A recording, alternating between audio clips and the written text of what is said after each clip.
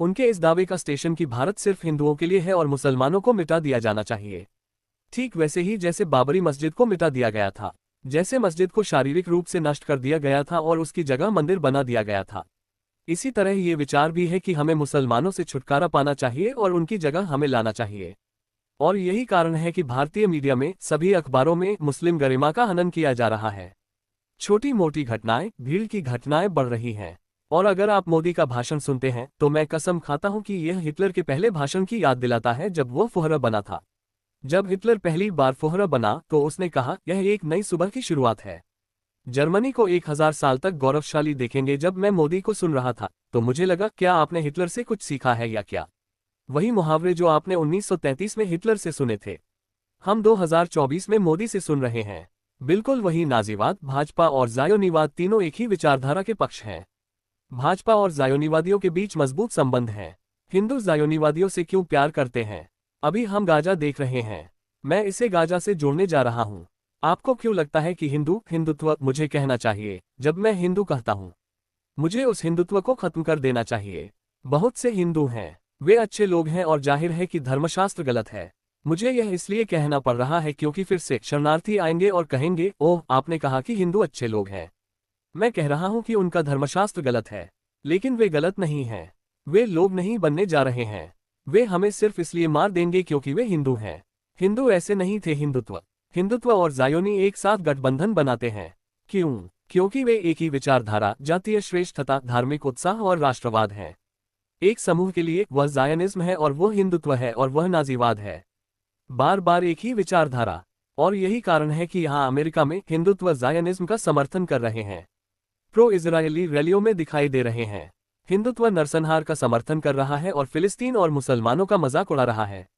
मोदी और नेतन्याहू बहुत अच्छे दोस्त हैं। वे कई बार मिल चुके हैं।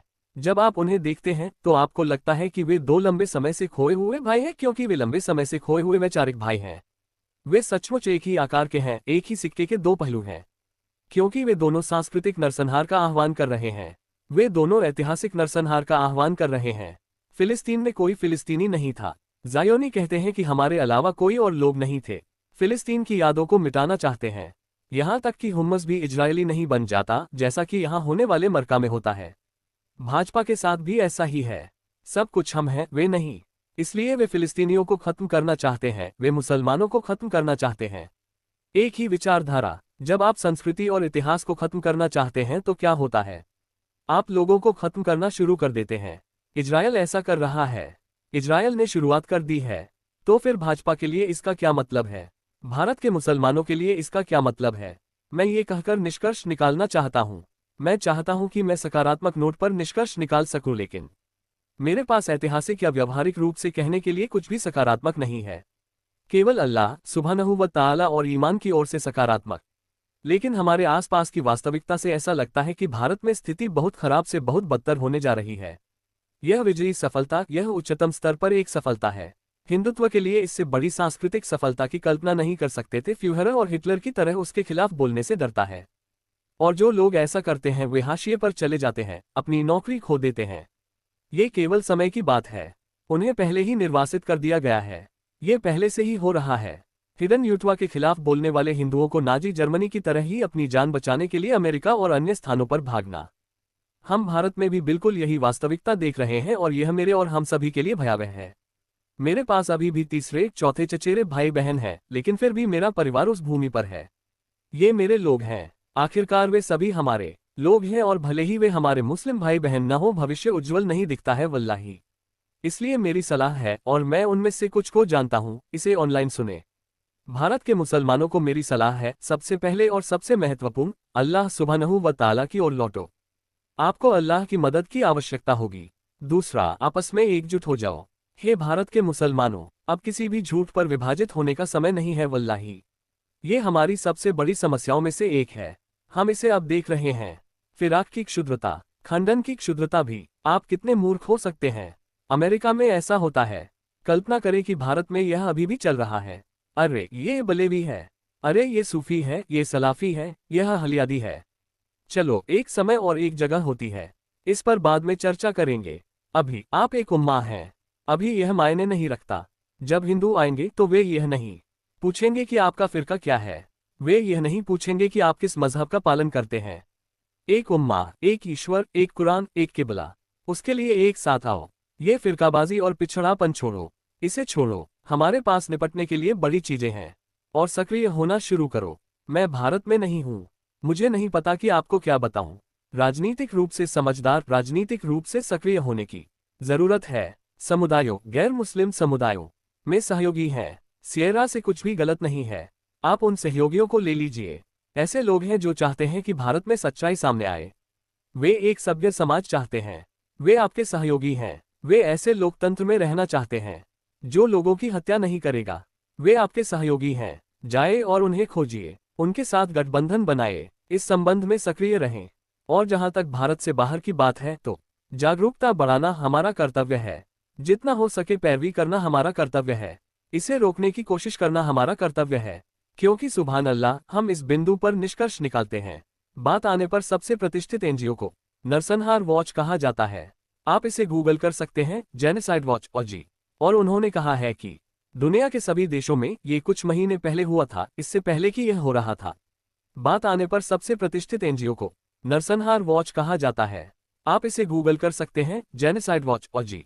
और उन्होंने कहा है कि दुनिया के सभी देशों में ये कुछ महीने पहले हुआ था, इससे पहले कि यह हो रहा था। अगले नरसंहार के सबसे करीब है। 1 से 10 के पैमाने पर भारत अलग अलग क्षेत्रों में 8 और 9 पर है। 1 से 10 के पैमाने पर भारत का 8 से 910 बहुत देर हो चुकी है, बीत चुकी है। भारत पहले से ही कुछ स्तरों पर 8 और अन्य स्तरों पर 9 पर है। गाजा के मुद्दे से पहले कोई भी देश इतना बड़ा नहीं। हम अभी संकट में हैं और हम में से हर किसी को मदद की जरूरत है। अगर आपके रिश्तेदार भारत में हैं और मुझे पता है कि यह मुझे परेशानी में डाल देगा, तो मैंने जिन लोगों से बात की है उन्हें मेरी सलाह है कि अगर आप बाहर निकल सकते हैं तो निकल जाइए। यह मेरी सलाह रही है। मैं इसमें गलत भी हो सकता हूं, मुझे नहीं पता। ये कहना बहुत मुश्किल है, मुझे नहीं पता। लेकिन आपके अपने परिवारों, आपकी अपनी महिलाओं, हमारी बहनों की सुरक्षा, वल्लाही अल्लाह रक्षा करे। लेकिन 1947 में जो हुआ, शायद वह और भी बुरा होगा। 1947 जो लोग नहीं जानते उनके लिए बता दूं कि मानव इतिहास में सबसे बड़ा सामूहिक पलायन हुआ था। मानव इतिहास में सबसे बड़ा सामूहिक पलायन। 15 मिलियन लोगों ने सीमा पार की। अस्तगफिरुल्लाह, अस्तगफिरुल्लाह। बलात्कार और उत्पात और की मात्रा। और 2 मिलियन लोग मारे गए। कितने घर ढहाए गए, कितने। यह उस संभावित रूप से होने वाली चीजों का एक अंश होने जा रहा है जो अब वहां हो सकती हैं। आगे तो मैं चाहता हूं कि मेरे पास सकारात्मक समाचार हो, लेकिन फिर भी हमारा ईमान हमें सिखाता है कि हमें अल्लाह सुब्हानहू व तआला से सर्वश्रेष्ठ की आशा करनी चाहिए। लेकिन हम अपने उपाय करते हैं, हम सावधानी बरतते हैं। आप सभी से मेरा अंतिम निवेदन है, समाचारों का अनुसरण करें, जागरूकता फैलाएं, दुआ करें। और आप में से जो लोग विशेषज्ञ हैं और हमें बता सकते हैं कि हमें क्या करना चाहिए, मेरा काम पैरवी करना नहीं है। मुझे नहीं पता। मेरा काम राजनीति करना नहीं है, बल्कि जागरूकता बढ़ाना और शिक्षित करना है।